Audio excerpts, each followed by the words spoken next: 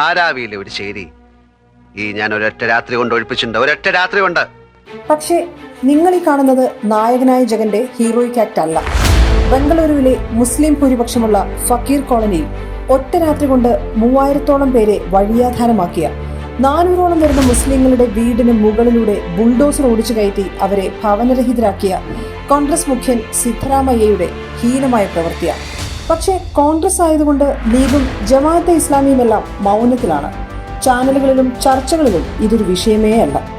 സ്നേഹത്തിന്റെ കട തുറന്നില്ലെങ്കിലും വെറുപ്പിന്റെ കമ്പോളം തുറക്കാതിരുന്നൂടെ?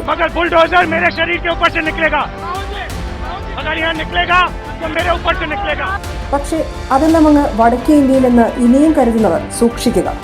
കർണാടകയ്ക്ക് അതിരിടുന്നത് വയനാടും കണ്ണൂരും കാസർഗോഡുമാണ്.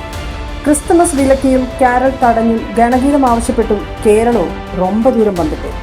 വീണ്ടും വീണ്ടും ഓർക്കുക, ദൂരെ എന്ന് കരുതിയിരുന്നതെല്ലാം പ്രതീക്ഷിച്ചതിലും വളരെ വളരെ അടുത്താണ്.